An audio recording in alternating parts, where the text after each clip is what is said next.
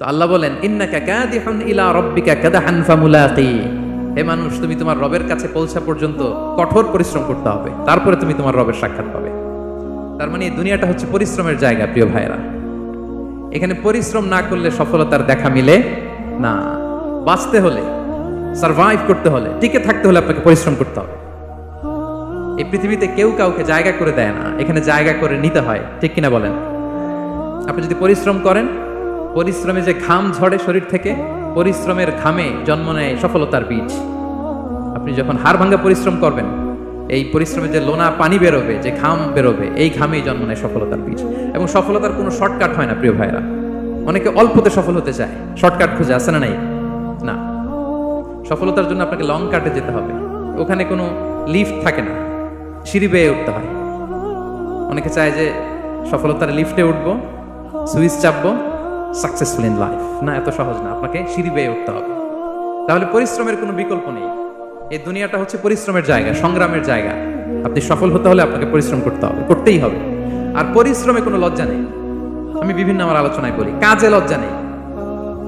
কিসে লজ্জা নেই? আওয়াজ করে বলুন সবাই।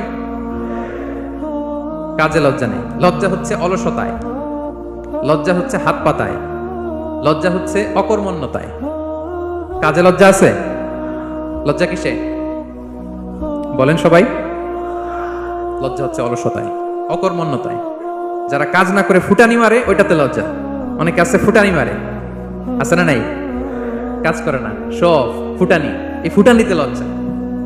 কিন্তু পরিশ্রমে কোনো লজ্জা নেই। এজন্য আল্লাহ তাআলা বললেন, ইয়া আইয়ুহাল ইনসান ইন্নাকা কাদিহুন ইলা রাব্বিকা কাদহান ফামুলাকি। হে মানুষ, তোমার রবের কাছে পৌঁছা পর্যন্ত তোমাকে পরিশ্রম করতে হবে।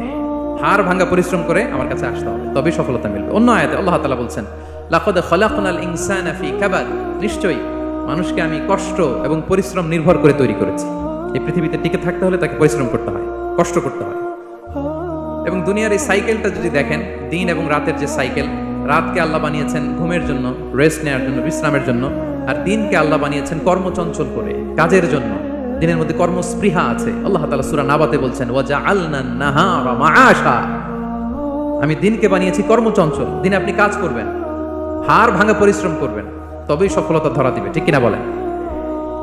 তাহলে প্রথমে আমরা জানলাম এই পৃথিবীতে পরিশ্রম করতেই হবে, পরিশ্রমের কোনো বিকল্প নেই। সফল হতে চাইলে কি করতে হবে? আওয়াজ করে বলবেন, কি করতে হবে? এবং ইসলাম এই পরিশ্রমকে উৎসাহিত করে। পরিশ্রমের মাধ্যমে যে ইনকাম, এটাকে উৎসাহিত করে। বিষ্ণু ঈসা ইসলাম বলেন, মা আকালা আহাদুন তাআমান কাত্তু খায়রান আইয়াকুলা মিন আমালি ইয়াদাই। মানুষ পরিশ্রম করে, তার দুই হাত দিয়ে উপার্জন করে যে জীবিকা নির্বাহ করে, এর চেয়ে শ্রেষ্ঠ জীবিকা পৃথিবীতে আর নেই। আল্লাহু আকবার। আপনারা যারা কষ্ট করে ঘাম ঝরিয়ে উপার্জন করেন, এই পৃথিবীতে এর চেয়ে শ্রেষ্ঠ উপার্জন আর হতে পারে? পরিশ্রম করে ঘাম ঝরিয়ে আপনি যে রিজিক এর বন্দোবস্ত আপনার হয়, এই খাবারের চেয়ে শ্রেষ্ঠ খাবার পৃথিবীতে হতে পারে? এরপর বিষ্ণু ইসলাম বললেন, ওয়া ইন্না নাবিয়াল্লাহি দাউদ আলাইহিস সালাম কানা ইয়াকুলু মিন আমালি ইয়াদি। আল্লাহর নবী দাউদ আলাইহিস সালাম তিনি নিজ হাতের উপার্জন থেকে খেতেন। সুবহানাল্লাহি বিহামদিহি। তিনি আর্মর বানাতেন, যুদ্ধাস্ত্র। তিনি বর্ম বানাতেন, নিজ হাতে বর্ম বানিয়ে, যুদ্ধাস্ত্র বানিয়ে বিক্রি করে সেটা দিয়ে জীবিকা নির্বাহ করতেন। আল্লাহু আকবার। তাহলে পরিশ্রমের কোনো বিকল্প নেই। শ্রমের মাধ্যমে যে উপার্জন, এটা শ্রেষ্ঠ উপার্জন। তাই শ্রমজীবী যারা আছেন, মনক্ষুণ্ণ হবেন না, মন ছোট করবেন না। You are the superhero, you are the superhero, you are the remittance fighter of our country. এজন্য রাস্তা দিয়ে যখন হাঁটবেন, বুক ফুলিয়ে হাঁটবেন, আর বস্তা ভরে টাকা নিয়ে দেশে ফিরবেন। ঠিক কিনা বলেন? বুক ফুলিয়ে হাঁটতে হবে। এজন্য আমি আমার প্রিয় মাতৃভূমি বাংলাদেশের গভর্নমেন্টকে অনুরোধ করবো, আমাদের শ্রমজীবী ভাইদের যাতে সুবিধা হয়, এই ব্যবস্থা আমাদের করতে হবে। বিনীত অনুরোধ রাখবো। শ্রম মন্ত্রণালয়ে যারা দায়িত্বে আছেন, স্পেশালি তাদেরকে রিকোয়েস্ট করবো, আমাদের শ্রমজীবী ভাইদের যেন কোনো কষ্ট না হয়। কারণ তাদের পাঠানো রেমিটেন্সে সচল থাকে আমার দেশের অর্থনীতির চাকা। তারা ভালো থাকলে ভালো থাকবে বাংলাদেশ। Very simple. ঠিক কিনা বলেন?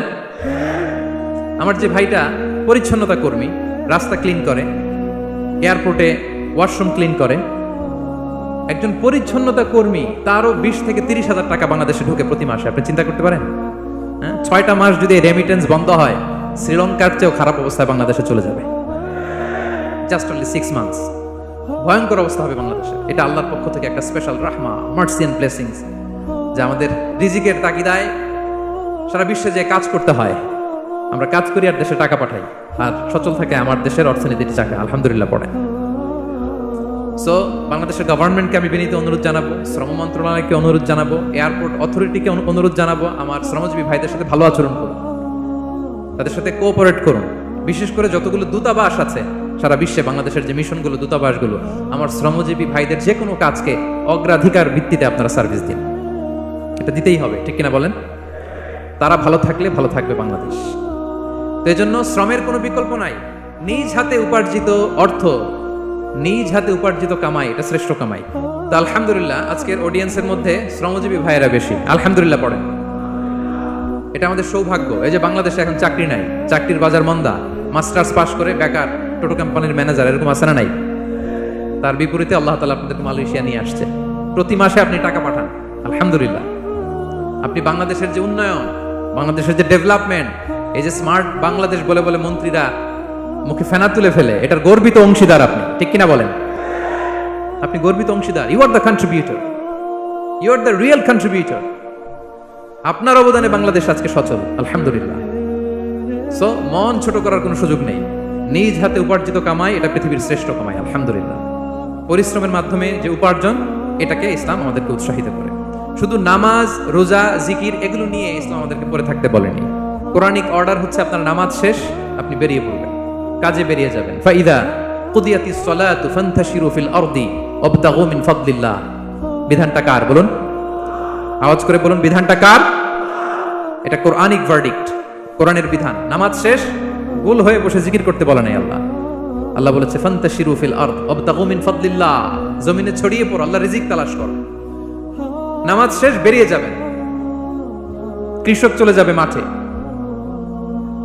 শ্রমজীবী চলে যাবে ফ্যাক্টরিতে, শিক্ষকরা চলে যাবে তাদের শিক্ষা প্রতিষ্ঠানে, কর্পোরেট ওয়ার্ল্ডের লোকেরা চলে যাবে তাদের প্রতিষ্ঠানে।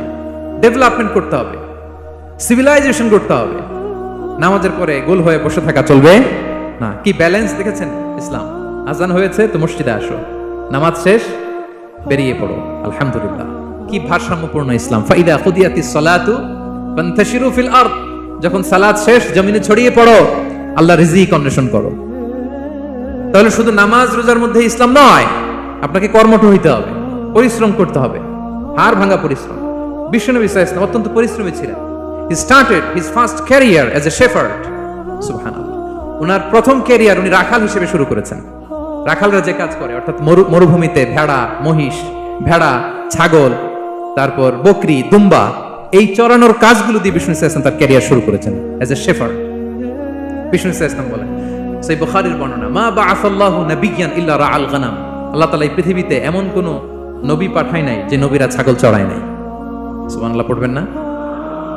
সাহাবারা বললেন, ওয়া আনতা ইয়া রাসূলুল্লাহ, হে আল্লাহর নবী, আপনিও ছাগল চড়িয়েছেন? বিষ্ণু সাল্লাল্লাহু আলাইহি ওয়াসাল্লাম বললেন, নাআম, আমিও ছাগল চড়িয়েছি। ওয়া কুনতু আরআহা আলা কারারিত লি আহলি মক্কা, আমি অল্প কিছু মজুরির বিনিময়ে, অল্প কিছু টাকার বিনিময়ে, সামান্য কিছু পারিশ্রমিকের বিনিময়ে মক্কার লোকদের ছাগল চড়িয়ে দিতাম। সুবহানাল্লাহ পড়েন। ছাগল হচ্ছে খুব টেরা প্রাণী, ডানে টানলে বায়ে যায়, বায়ে টানলে ডানে যায়। তাদেরকে একসাথে করা এজ এ শেফার্ড, এটা মরুভূমিতে খুব কষ্টের কাজ। আল্লাহ তাআলা প্রত্যেক নবীকে দিয়ে ছাগল চড়িয়েছেন যাতে করে কিছুদিন পরে নবীরা মানুষ চড়াতে পারে।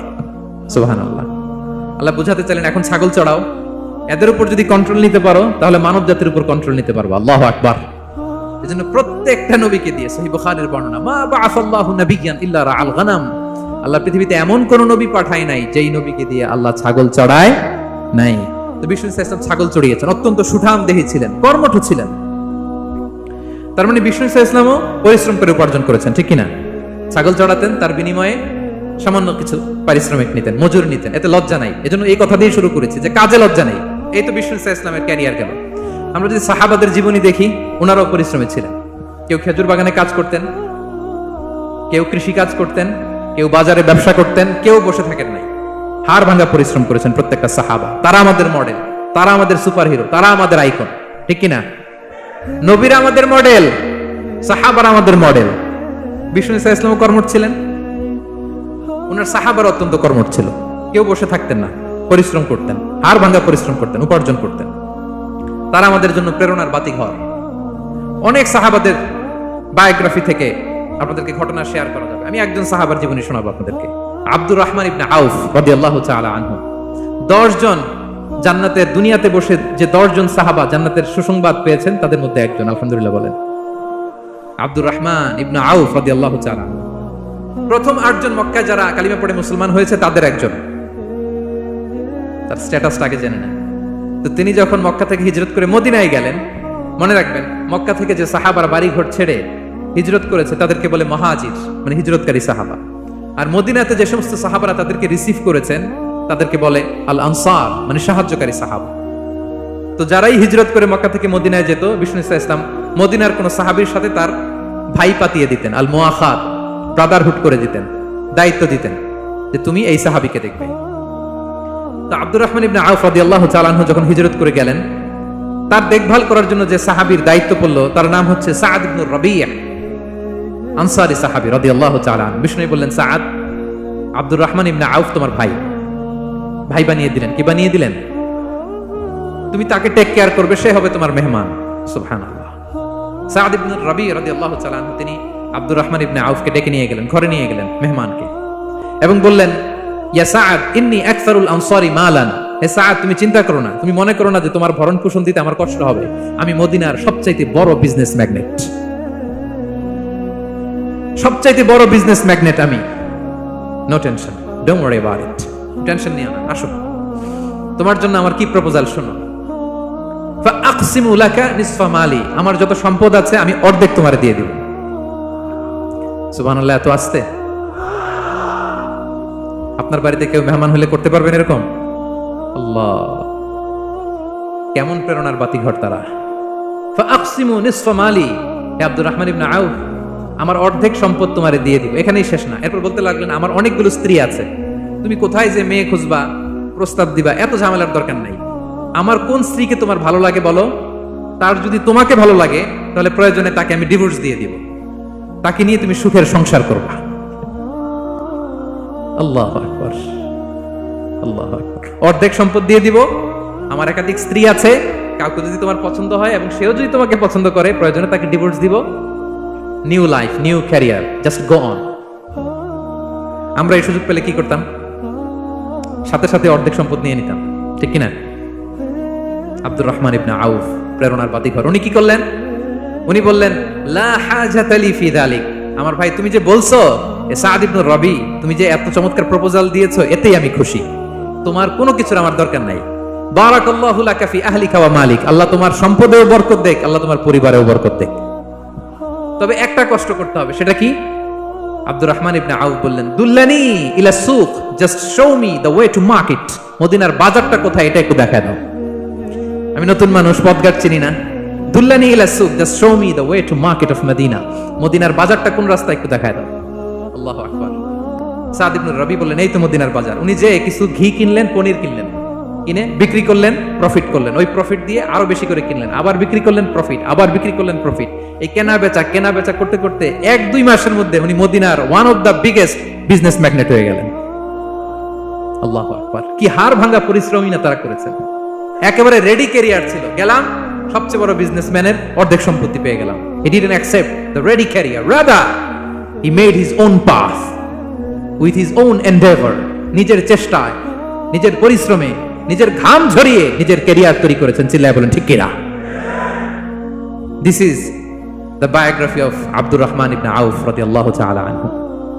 সাহাবারা কতটা পরিশ্রম করেছেন, তার মানে বিশ্বনবী পরিশ্রমী ছিলেন, সাহাবারা পরিশ্রমী ছিলেন। এবং বিষ্ণু ইসলাম পরিশ্রম করতে বলতেন সবাইকে, হাত পাততে নিষেধ করতেন, কারণ দারিদ্রতা বড্ড ভয়ঙ্কর।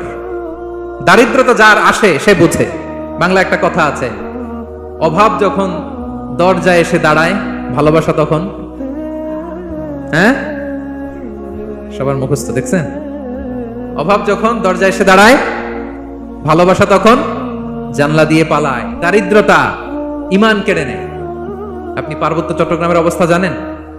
আমাদের বাংলাদেশের পাহাড়ি এলাকার অবস্থা জানেন? ওখানে আমাদের গরিব মুসলিম ভাইদেরকে সামান্য কিছু টাকা পয়সা দিয়ে ওদেরকে খ্রিস্টান বানিয়ে ফেলতেছে মিশনারি গুলো। এই খবর তো আমরা রাখি না। দারিদ্রতা বড্ড ভয়ঙ্কর। এজন্য বিষ্ণু ইসলাম দারিদ্রতা থেকে আল্লাহর কাছে পানাহ চাইতেন। তিনি বলতেন, আল্লাহুম্মা ইন্নী আউযু বিকা মিনাল ফাকরি ওয়াল কিল্লাতি ওয়াদ-দিল্লা। ও আল্লাহ, I seek refuge with you from poverty, from insufficiency and humiliation. ও আল্লাহ, আমি তোমার কাছে দারিদ্রতা থেকে পানা চাই। ও আল্লাহ, আমি তোমার কাছে স্বল্পতা থেকে পানা চাই। ও আল্লাহ, আমি তোমার কাছে লাঞ্ছনা থেকে পানা চাই। পড়েন আমিন। এই দোয়াটা বেশি বেশি পড়বেন। আল্লাহুম্মা ইন্নী আউযু বিকা মিনাল ফাকরি ওয়াল কিল্লাতি ওয়াদ দিল্লা। হে আল্লাহ, আমি দারিদ্রতা থেকে পানা চাই। আল্লাহ, স্বল্পতা থেকে পানা চাই। আল্লাহ, লাঞ্ছনা থেকে পানা চাই। সবাই পড়ুন আমিন। বিষ্ণু সাল্লাল্লাহু আলাইহি ওয়াসাল্লাম যে দোয়াগুলো শিখিয়েছেন, এগুলো হচ্ছে very precise in wording but comprehensive in meaning. শব্দে খুব ছোট, কিন্তু অর্থ মানুষের হৃদয়ে এটার আবেদন অনেক ব্যাপক, অনেক বেশি। আপনি সারাদিন মিলিয়েও দোয়ার মধ্যে এত সুন্দর প্রার্থনা বাক্য তৈরি করতে পারবেন না, কিন্তু বিষ্ণু সাল্লাল্লাহু আলাইহি ওয়াসাল্লাম এক বাক্যে যেটা চেয়েছেন গোটা দুনিয়াটা এর ভিতরে ঢুকে গিয়েছে। আল্লাহুম্মা ইন্নী আউযু বিকা মিনাল ফাকরি ওয়াল কিল্লাতি ওয়াদ দিল্লা। আল্লাহ, দারিদ্রতা থেকে পানা চাই। বিষ্ণু সাল্লাল্লাহু আলাইহি ওয়াসাল্লাম নিজে স্বয়ং দারিদ্রতা থেকে পানা চাইতেন। তাহলে দারিদ্রতার সাথে আমাদের কোনো সম্পর্ক? আমরা পরিশ্রম করব, আমরা কাজ করে খাবো, কাজে কোনো লজ্জা নেই। লজ্জা অলসতায়, চিল্লায় বলেন ঠিক কিনা? এবং বিষ্ণু সাল্লাল্লাহু আলাইহি ওয়াসাল্লামের কাছে কেউ যদি হাত পাততো, যদি দেখতেন তার কাজ করার যোগ্যতা আছে, বিষ্ণু সাল্লাল্লাহু আলাইহি ওয়াসাল্লাম ভিক্ষা দিতেন না, কাজে উৎসাহিত করতেন, ভিক্ষাবৃত্তিকে অনুৎসাহিত করতেন। এক যুবক এসে হাত পাতলো, বিষ্ণু সাল্লাল্লাহু আলাইহি ওয়াসাল্লাম আমার কিছু দেন। নবী বললেন, তুমি তো শক্ত সামর্থ্য মানুষ, বাসায় কি আছে বলো? সে বলে, আমার বাড়িতে একটা পানি খাওয়ার জগ আছে আর একটা চাদর আছে। বিষ্ণু সাল্লাল্লাহু আলাইহি ওয়াসাল্লাম বললেন, নিয়ে আস। সে নিয়ে আস। এবার বিষ্ণু সাল্লাল্লাহু আলাইহি ওয়াসাল্লাম চাদর আর জগ দুইটা নিয়ে সাহাবাদেরকে বললেন, মাইয়াশতারি হাযাইন, কে কিনবে? অকশন চিনেন? অকশন, অকশনে কি করে? নিলামে দাম তোলে না? রাসূল সাল্লাল্লাহু আলাইহি ওয়াসাল্লাম তার চাদর আর জগটা নিলামে তুললেন। এই কে কিনবে? মাইয়াশতারি হাযাইন, মাইয়াশতারি হাযাইন। একজন বলল, ফাকালা রাজুল আনা আখিযুহুমা বিদিরহাম, ইয়া রাসূলুল্লাহ, আমি 1 দিরহামে কিনবো। কয় দিরহাম? বিষ্ণু বললেন, 1 দিরহাম, 1 দিরহাম, 1 দিরহাম। মানে এর চেয়ে কেউ বাড়াবে কিনা? মাইয়াজিদু আলা যালিক, এর চেয়ে বাড়াই দিবা কে? আরেক সাহাবী বলল, ইয়া রাসূলুল্লাহ, আমি 2 দিরহামে কিনবো। 2 দিরহাম, 2 দিরহাম, 2 দিরহাম, আর বাড়ে না। বিষ্ণু সাল্লাল্লাহু আলাইহি ওয়াসাল্লাম তার কাছে 2 দিরহাম দিয়ে বিক্রি করে দিলেন। 2 দিরহাম নিয়ে যুবককে বললেন, নাও, এই 1 দিরহাম দিয়ে কিছু খাবার কিনে তোমার ফ্যামিলিকে দিয়ে আসো, আরেক দিরহাম দিয়ে একটা কুঠার কিনে নিয়ে আসো। তো যুবক কুঠার কিনে আনলো। ফাওয়াদাআ লাহু আর-রাসূল সাল্লাল্লাহু আলাইহি ওয়াসাল্লাম ইয়াদান, রাসূল সাল্লাল্লাহু আলাইহি ওয়াসাল্লাম নিজ হাতে ওই কুঠারের একটা হাতল লাগাই দিলেন কাঠের। কারণ শুধু কুঠার দিয়ে তো হবে না, একটা হাতল থাকতে হবে না? বিষ্ণু সাল্লাল্লাহু আলাইহি ওয়াসাল্লাম ওনার মোবারক হাতে, বরকতময় হাতে ওই কুঠারে একটা হাতল লাগাই দিলেন। এবার বললেন, যাও, 1 দিরহাম দিয়ে কুঠার, আরেক দিরহাম দিয়ে খাবার কিনে আনো। এই কুঠার দিয়ে জঙ্গলে যে কাঠ কেটে লাকড়ি বেচে জীবিকা নির্বাহ করো। সামনের 15 দিন আমার সামনে যেন তোমার ঘুরঘুর করতে না দেখি। এ বেচারা গেল, 1 দিরহাম দিয়ে ফ্যামিলিতে খাবার দিল, আর লাকড়ি নিয়ে কাঠ কাটতে না কাটতে কয়েকদিনের ব্যবধানে ও 10 দিরহাম কামাই ফেলছে। আস্তে আস্তে আস্তে আস্তে সে স্বাবলম্বী হয়ে গেল। এরপর একবার বিষ্ণু সাল্লাল্লাহু আলাইহি ওয়াসাল্লামের কাছে আসছে। বিষ্ণু সাল্লাল্লাহু আলাইহি ওয়াসাল্লাম তারে বলে, মানুষের কাছে হাত পাতার চেয়ে, দুয়ারে দুয়ারে ভিক্ষা করার চেয়ে তোমার মতো এরকম কাঠ কেটে, জঙ্গলে কাঠ কেটে বাজারে বিক্রি করা অনেক ভালো। আল্লাহু আকবার। এই হচ্ছে বিষ্ণু সাল্লাল্লাহু আলাইহি ওয়াসাল্লামের ক্যারেক্টারিস্টিক্স। তিনি ভিক্ষাবৃত্তিকে অনুৎসাহিত করতেন। এই যে গল্পটা, what is the moral of the story? কি শিখলাম? 1 নম্বর যেটা শিখলাম, তিনি কাজ করে খেতে উৎসাহিত করেছেন। চাইলেই বিষ্ণু সাল্লাল্লাহু আলাইহি ওয়াসাল্লাম ওই 2টা জিনিস বিক্রি করে 2 দিরহাম দিয়ে বলতে পারতেন, যাও 2 দিরহাম দিয়ে খাবার কিনো। ওই বেলা খেয়ে রাতের বেলা আরেক দুয়ারে যায় ভিক্ষা করতো। ঠিক কিনা বলেন? কথা বুঝতেছেন? 2 দিরহাম দিয়ে যদি খাবার কিনতো, তো দুপুরে খেয়ে রাতে কি করতো? আবার হাত পাততো। সেটা করে নাই। কাজ করে খেতে উৎসাহিত করেছেন এবং স্থায়ী সমাধান করে দিয়েছেন। কারণ কাজ কাজই, কাজে কোনো ছোট বড় নাই। আছে? কাজে কোনো ছোট বড় আছে না। তাহলে ইসলাম আমাদেরকে পরিশ্রমী হতে শেখায়, কর্মমুখী হতে শেখায়। ইসলাম কতটা কর্মমুখী ধর্ম দেখেন। বিষ্ণু সাল্লাল্লাহু আলাইহি ওয়াসাল্লাম বলেন, ইন কামাতিস সাআ ওয়া ফি ইয়াদি আহাদিকুম ফাসিলা, কেউ যদি দেখে কিয়ামত হয়ে যাচ্ছে, কি হয়ে যাচ্ছে? সবাই বলুন। কেউ যদি দেখে কিয়ামত হয়ে যাচ্ছে আর তার হাতে একটা চারা বীজ আছে, গাছের চারা। কি আছে? গাছের চারা। সে গাছের চারা রোপণ করতে গেছিল, ওদিকে যায় দেখে কিয়ামত শুরু হয়ে গেছে। বিষ্ণু বলেন, ফাইন ইসতাতাআ আন লা তাকুমা হাত্তা ইয়াগরিসাহা ফালইয়াগরিসহা, সে যদি পারে কিয়ামত হওয়ার আগেই ওটা রোপণ করে দিতে, সেজন্য তাড়াতাড়ি করে রোপণ করে দেয়। আল্লাহু আকবার। ইসলাম কতটা কর্মমুখী ধর্ম। কিয়ামত শুরু হয়েছে, বিষ্ণু বলেন তার উপর কিয়ামত আসার আগে সে যদি চান্স পায়, চারা বীজটা যেন রোপণ করে দেয়। আর আমরা এখন আখিরুজ জামান, দাজ্জাল আসবে, কিয়ামত হয়ে যাবে, 2025 সালেই হবে, এগুলো বলে কাজকর্ম সব বন্ধ করে দিচ্ছে। এরকম ডাকাইত আছে না নাই? হ্যাঁ বলেন, আছে না নাই? তা আখিরুজ জামান কি আপনারা এটা শিখায়, এই লেসন শিখায়? আখিরুজ জামান আসবে, দাজ্জাল আসবে, তো আপনার সমস্যা কি? দাজ্জাল আসবে দেখি তো আপনাকে বিজনেস করে এমন টাকা কামাইতে হবে যাতে করে দাজ্জাল আসলে আমি আমার অর্থ দিয়ে মুজাহিদিন ভাইদেরকে সহায়তা করতে পারি। দাজ্জাল আসবে তো আপনার প্রবলেম কি? আপনার বডি বিল্ডিং করতে হবে, আপনার ফ্যামিলিকে তারবিয়া দিতে হবে, আপনার সোসাইটিকে সমৃদ্ধ করতে হবে, আপনাকে সভ্যতার কারিগর হইতে হবে। আপনার সব কাজ আপনি আরো বাড়াই দিবেন দাজ্জালের প্রশ্ন আসলে। এখন দাজ্জাল আসবে, 25 সালেই আসবে, 26 সালেই কিয়ামত হবে। কি হবে ক্যারিয়ার দিয়ে, আর কি হবে ব্যবসা করে? এরকম আছে না নাই? এরকম করা যাবে? বিশ্বনবী কি বললেন? কিয়ামত হইতেছে, তুমি দেখতেছো চাক্ষুষ বিলা আয়াত, দেখতেছো কিয়ামত হইতেছে, আর তুমি গাছ লাগাইতে গেছিলা। যদি সুযোগ হয় কিয়ামত হওয়ার আগে আগে কি করো? গাছ লাগাও। সুবহানাল্লাহ পড়বেন না? প্রিয় ভাইয়েরা, আমরা যেন পরিশ্রমী হই, আমরা যেন কর্মঠ হই, আমরা যেন অলস না হই। বিষ্ণু ইসলাম অলসতা থেকে আল্লাহর কাছে পানাহ চাইতেন। আল্লাহ আমাদেরকে বোঝার তৌফিক দান করুক। আমরা পড়ি আমিন।